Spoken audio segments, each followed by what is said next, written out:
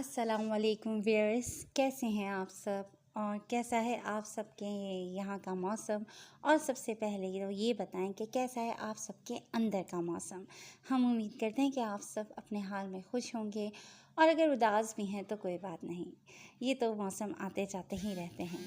بس آپ اپنے آپ کو خوش رکھیں، اور آپ کے دن کو مزید خوشگوار بنانے کے لیے ہم ہیں نا آپ کے ساتھ، اور ہم آپ کے لیے لے آئے ہیں آپ کی فیوریٹ رائٹر سیما شاہد کا سلسلہ ناول دل بے خبر کی ایپیسوڈ 6۔ اس سے پہلے کہ ہم آگے بڑھیں، آپ سے ریکویسٹ کریں گے کہ ہمارے چینل کو لائک کریں، اس کو سبسکرائب کریں اور آئیکن بٹن دبائیں تاکہ ہماری نئی اور معیاری ویڈیوز آپ کو سب سے پہلے دیکھنے کو ملے۔ تو چلتے ہیں دل بے خبر کی ایپیسوڈ 6 کی طرف۔ جم شارٹس کے اوپر سلیو لیس بنیان پہنے، کاندھے پر جم کا بیگ لٹکائے، وہ ہینڈسم خوبرو جوان اپنے فلیٹ کی بلڈنگ میں داخل ہوا۔ Hello young man, you are very charming. 2-3 پڑوسیوں نے اسے سراہا تو وہ مسکرا کر شکریہ ادا کرتا لفٹ تک آیا۔ اوپر اپنے فلیٹ کے پاس پہنچا تو چونک گیا۔ دروازے پر سرخ گلاب کے ساتھ ہارٹ شیپ کی چاکلیٹ رکھی ہوئی تھی، جس پر بڑے بڑے الفاظ میں to my handsome prince only your Sajal لکھا ہوا تھا۔ وہ گلاب کا پھول اور چاکلیٹ اٹھا کر فلیٹ کے اندر داخل ہوا، اور سب سے پہلے کچن میں گھس کر وہ پھول اور چاکلیٹ ڈسٹ بن میں ڈال دیے۔ کوئی لڑکی آپ کو چاہتی ہو، آپ پر مرتی ہو، آپ کی تعریفیں کرتی ہو، بھلا کس لڑکے کو یہ اچھا نہیں لگتا؟ اسے بھی اچھا لگ رہا تھا، مگر ساتھ ساتھ برا بھی لگ رہا تھا۔ وہ خود نہیں جانتا تھا کہ وہ کیا چاہتا ہے یا کیسا محسوس کر رہا ہے۔ شاور لے کر فریش ہونے کے بعد وہ پڑھنے بیٹھ گیا۔ پروفیسر براؤن کا کلاس میں دیا گیا کیس وہ اسٹڈی کر رہا تھا، جب اس کا سیل نوٹیفیکیشن بار بار شو کرنے لگا۔ وہ اگنور کیے اپنا کام کر رہا تھا، مگر دوسری طرف جو بھی تھا بڑی ہی جافشانی سے اسے میسج کیے جا رہا تھا، جن کے نوٹیفیکیشن سے وہ ڈسٹرب ہو رہا تھا۔ تنگ آ کر اس نے فون اٹھایا۔ قاسم، تم مجھ سے ناراض ہو؟ اللہ قسم ناراض مت ہو ورنہ میں مر جاؤں گی۔ تمہیں میرا تحفہ ملا، چاکلیٹی ہیرو کے لیے چاکلیٹ۔ پتہ ہے آج میں سارا دن تمہیں سوچتی رہی، یاد کرتی رہی۔ کیا تم بھی مجھے یاد کرتے ہو؟ تم مجھے بہت اچھے لگتے ہو۔ I am in love with you۔ اب انسان کو اتنا بھی مغرور نہیں ہونا چاہیے۔ اسی لڑکی سجل کے کئی میسیجز موجود تھے۔ قاسم نے ایک گہرا سانس بھرا اور فون میوٹ پر لگا کر دوبارہ اپنا دھیان پڑھائی کی طرف لگایا۔ 10 منٹ بعد تنگ آ کر اس نے کتاب بند کی اور اپنی میز پر رکھے فون کو خوبصورت نظروں سے گھورتا ہوا اٹھا اور کچن میں آ کر فریج سے کوک کا کین نکال کر پیتا ہوا واپس اسٹڈی روم میں آیا اور کرسی پر بیٹھ کر ایک نظر کتاب پر ڈالی اور پھر ایک نظر برابر میں رکھے اپنے فون پر۔ ایک جوان لڑکے سے ایک لڑکی اپنی محبت کا اظہار کر رہی تھی۔ قاسم نے اس کا میسج دوبارہ پڑھا۔ تم مجھے بہت اچھے لگتے ہو۔ I am in love with you۔ کچھ سوچ کر اس نے فون اٹھایا اور پہلی بار اس لڑکی کو رپلائی کیا۔ تم کون ہو؟ قاسم نے ٹیکسٹ کیا۔ میں سجل، ایک پیاری سی کیوٹ سی لڑکی جو صرف اور صرف تمہاری ہے۔ فوری جواب آیا، جسے پڑھ کر قاسم نے ماتھے پر آیا پسینہ صاف کیا کہ اس سے پہلے کسی لڑکی سے اس نے کبھی اس طرح کی باتیں نہیں کی تھیں۔ کیا کرتی ہو؟ اس نے ٹائپ کیا۔ اسکول میں پڑھتی ہوں، جواب آیا۔ اسکول؟ وہ چونکا۔ شاید ہائی اسکول کی اسٹوڈنٹ ہوگی، اس نے خود کو تسلی دی۔ اپنی کوئی تصویر سینڈ کرو، میں تمہیں دیکھنا چاہتا ہوں۔ سوچ سمجھ کر اس نے اپنی تسلی کے لیے میسج کیا اور کچھ ہی سیکنڈ میں اس کے فون پر پک ڈاؤن لوڈ ہونے لگی۔ بے تحاشا خوبصورت نیلی آنکھیں اور ان پر گھنیری سنہری لمبی مڑی ہوئی پلکیں۔ صرف آنکھوں کا کلوز اپ تھا۔ وہ مبہوت سا ان آنکھوں کو دیکھ رہا تھا۔ کیسی لگی میں؟ کچھ وقفے کے بعد میسج آیا تو وہ سنبھلا۔ یہ تو صرف آنکھیں ہیں، پوری تصویر بھیجو، اس نے ٹائپ کیا۔ اتنی بھی کیا جلدی ہے؟ فیوچر کے بیرسٹر صاحب، تم بھی تو ذرا سوچو نا، میں کیسی دکھتی ہوں گی؟ آخر کب تک میں اکیلی تمہیں سوچتی رہوں گی؟ شرارت سے بھرا میسج پڑھ کر وہ مسکرایا اور فون بند کر کے کرسی سے ٹیک لگا کر بیٹھ گیا۔ رات ڈنر کے بعد وہ سونے لیٹا تو آنکھیں بند کرتے ہی وہ نیلے رنگ کی دلکش ساحرانہ آنکھیں اس کے تصور میں بڑی شان سے جگمگانے لگیں۔ 2-3 کروٹیں بدلنے کے بعد اس نے موبائل اٹھایا اور گیلری کھول کر وہ تصویر دوبارہ دیکھنے لگا۔ شفاف نیلی آنکھیں اور ایک آنکھ کے اندر چھوٹا سا بھورا تل जो किसी मकनातीस की तरह उसे अपनी सिमत खींच रहा था। उसने आज तक किसी की आंख के अंदर तिल नहीं देखा था। इस तस्वीर को देखते हुए उसने फ़ोन मिलाया। हेलो, मध्यम सी सरगोशी सी उभरी। सजल, उसने कंफर्म करना चाहा तो एक नकरई हंसी उसके कानों से टकराई और शैतान मुस्कुरा दिया। उन दोनों में रात गए बातों का सिलसिला शुरू हो चुका था। वो अब रोज़ाना उससे बात करके सोने का आदी हो चुका था।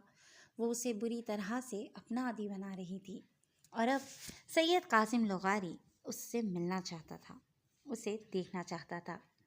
सजल, लॉ स्कूल से निकलकर उसने गाड़ी में बैठकर उसे कॉल मिलाई। यार, आज मैं तुमसे मिलना चाहता हूँ, कुछ भी करो बस मुझे तुमसे मिलना है, उसने फरमाइश की। सब्र करो कासिम, अब ऐसी भी क्या है बेसब्री, वो खिलखिलाकर हंसी। 1 महीने से तुम मेरे ज़ब्त का इम्तिहान ले रही हो, बस अब बहुत हो गया, मुझे तुमसे मिलना है, तुम्हें देखना है, वो 2 टोक अंदाज में बोला। जानू, नाराज़ तो मत हो, और तुमने कौन सा मुझे अपनी तस्वीर भेजी है, पहले तुम सेल्फी लेकर भेजो, उस लड़के ने ठिलाकर कहा। मैं अभी ड्राइव कर रहा हूँ, वो रूठे लहजे में बोला। जिम जा रहे होगे, सजल ने अंदाज़ा लगाया। उसने हंकारा भरा। सुनो, क्या तुम्हारे 6 पैक हैं? अब के सजल का सवाल उसे अच्छा नहीं लगा। सजल, तुम मुस्लिम लड़की हो, तुम्हें ये सब, वो बोलते बोलते रुक गया कि वो भी तो एक मुस्लिम लड़का था और रात गए उस लड़की को सोचता था, उससे देर तक बातें करता था, तो वो कौन सा अपनी जगह ठीक था जो वो सजल को रोकता। बताओ ना, क्या तुम्हारे 6 पैक्स हैं? सजल ने अपना सवाल दोहराया। कासिम ने मुख्तर से जवाब दिया। उसने सोच लिया था कि अब वो सजल से थोड़ा फासला कायम करके अपने दादा को बुलवा कर रिश्ता भेजेगा। अभी वो दोनों पढ़ रहे थे, मगर निकाह किया जा सकता था ताकि उनकी बातें, मिलना मिलाना गुनाह में शुमार ना हो। तुम मुझे अपने ऐप्स की पिक सेंड करो और 2-3 अपनी भी, फिर मैं भी तुम्हें अपनी पिक सेंड करूँगी। सजल ने उसे लालच दिया कि वो जानती थी कि वो उसे देखने को तड़प रहा था। सजल से चंद बातें करके कासिम ने फ़ोन बंद किया और जिम की तरफ रवाना हो गया। जिम में वेट लिफ्टिंग करते हुए उसने अपना अक्स आईने में देखा और फिर मैकेनिकी अंदाज में अपनी शर्ट उतार कर पिक्स लेने लगा। 2-3 पिक्स सजल को सेंड करके वो दोबारा एक्सरसाइज में मगन हो गया। सजल का अब तक कोई रिप्लाई नहीं आया था। जिम में भी उसका सारा ध्यान फ़ोन पर लगा रहा था। सजल, अपनी पिक सेंड करो, उसने मैसेज लिखा और घर की तरफ रवाना हो गया। घर पहुंचकर अपनी डेली की रूटीन से फारिग होकर वो सोने लेटा। अभी तक सजल का कोई मैसेज नहीं आया था। सजल, दैट्स नॉट फेयर, अपनी तस्वीर भेजो यार, उसने तंग आकर फिर से मैसेज किया, मगर कोई रिस्पांस नहीं मिला। उसे 1 माह से रात को रोज़ाना सजल से फ़ोन पर बात करने की इतनी आदत हो चुकी थी कि अब उसे नींद नहीं आ रही थी।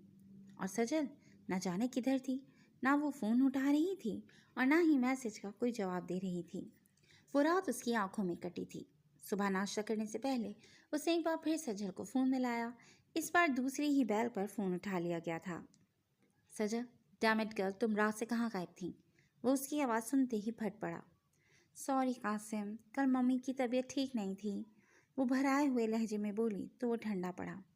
सुनो, तुम मुझे 2-3 मैसेजेस करो कि तुम मुझसे मिलना चाहते हो, और एक पुरानी बिल्डिंग मेरे घर के पास है, तीसरे मैसेज में उसका एड्रेस सेंड करके मुझे मिलने बुलाओ। सजल ने धीमी आवाज़ में उसे उस बिल्डिंग का पता बताया और कासिम उसकी बात सुनकर उलझ गया। सजल, जब हम फ़ोन पर ही सब बात तय कर रहे हैं तो मैसेजेस क्यों? ये बात कासिम की समझ में नहीं आ रही थी।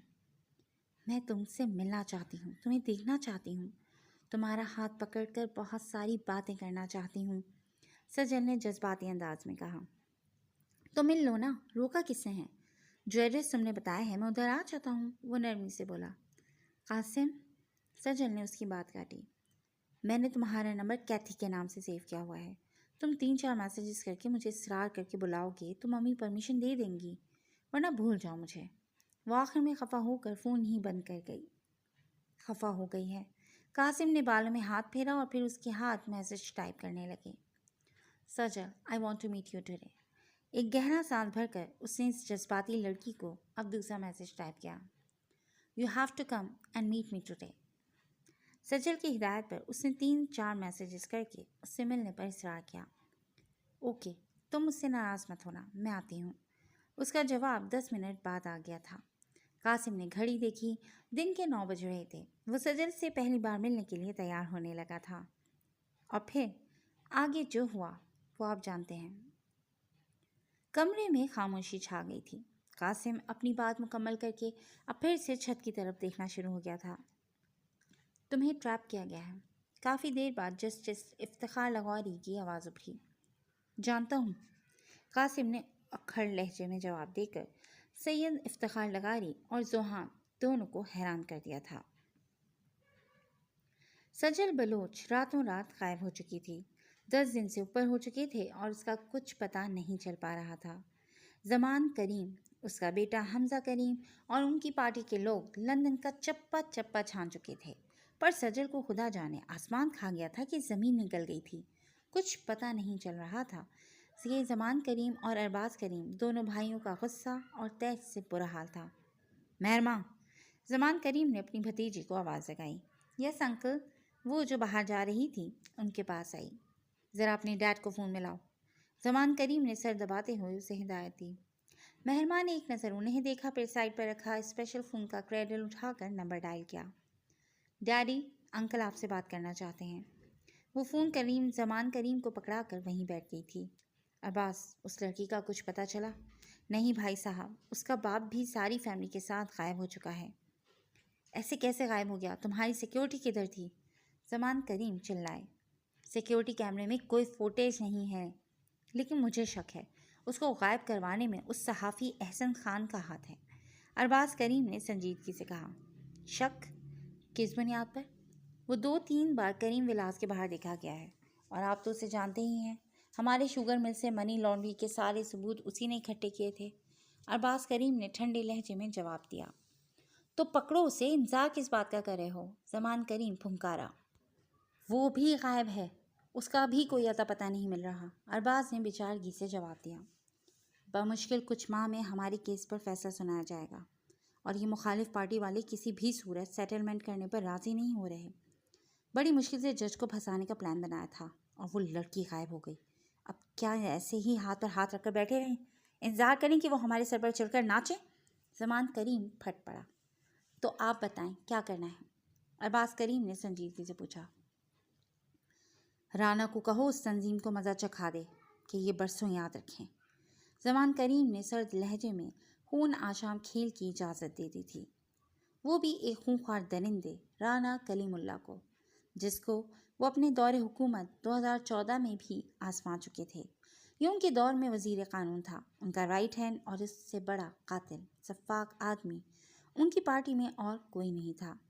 ये भी कहा जाता है कि इस बड़े सानिया का मास्टरमाइंड यही था, राना कलीमुल्ला। माजी 2014 मॉडल टाउन लाहौर। जमान करीम की हुकूमत थी। करप्शन अपने उरूज पर थी जब एक सरफिरा सियासतदान कामरान खान और उसकी पार्टी और साथ में एक मजहबी तंजीम ने जमान करीम और उसकी हुकूमत के ख़िलाफ़, उनके काले धंधों के ख़िलाफ़ धरना और लॉन्ग मार्च शुरू कर दिया। उनको सबक सिखाने और मज़ीद अवाम को डराने और डरा कर घरों में बिठाने के लिए हुकूमत वक्त ने इस मजहबी तंजीम के एक इदारे पर रात को घेरा डालकर हमला करने का हुक्म दिया। सुबह के तकरीबन 11 बजे के करीब पंजाब पुलिस हुकूमत के ऑर्डर पर पूरी तैयारी के साथ इस तंजीम के कायद हाउस पर हमला आवर हुई, और जब वहाँ मौजूद निहत्ते तलबा ने आगे बढ़कर उन्हें रोकना चाहा तो उन जालिमों ने उन पर फायर खोल दिया। अलकादरिया पर अतराफ में 1400 कमांडोज की आला कमान की निगरानी में जदीद तरीन आतिशें, सरकारी असलहा, आंसू गैस स्क्वाड और अनगिनत बख्तरबंद गाड़ियों और दीगर सामान हर्ब के साथ यलगार करना और तजदीद व अहयाए दीन की एक आलमगीर तहरीक के खिलाफ के सरबरा और आलम इस्लाम में सफ़ीर अमन के लक़ब से याद की जाने वाली शख्सियत और दहशत गर्दी के ख़िलाफ़ इल्म व अमल की आहिनी चट्टान के घर और घर वालों पर कई घंटों बिला जवाब सीधी फायरिंग, आंसू गैस के सैकड़ों शैल फेंकना और बिला तातुल मौत का खेल जारी रखना। तारीख़ में ऐसी मिसालें कम ही पेश की जा सकी हैं। सिर्फ यही नहीं, बल्कि अलकादरिया के गेट पर सफाकी से कत्ल की जाने वाली बेटी के बतन में मौजूद बच्चे को भी कोखे मादर में ही गोलियां मारकर कत्ल करना اور زخمی تڑپتے لاشیں ہسپتال منتقل نہ کرنے دینا۔ یہ سب ہتھ کنڈے حق سے خوف زدہ ہو کر باطل قوتیں ہی اختیار کیا کرتی ہیں۔ اس سانحے میں 2 خواتین اور 14 افراد شہید اور 90 سے زائد شدید زخمی ہوئے۔ جی دوستوں، آج کے لیے بس اتنا ہی، مگر کہانی ابھی باقی ہے۔ اس کو جاننے کے لیے آپ کو انتظار کرنا پڑے گا نئی ایپیسوڈ کا، جو بہت جلد آپ کو ملے گی صرف اور صرف کلاسک انٹرٹینمنٹ چینل پر۔ تو جڑے رہیے ہمارے ساتھ نیکسٹ ایپیسوڈ تک کے لیے۔ ٹیک کیئر اینڈ اللہ حافظ۔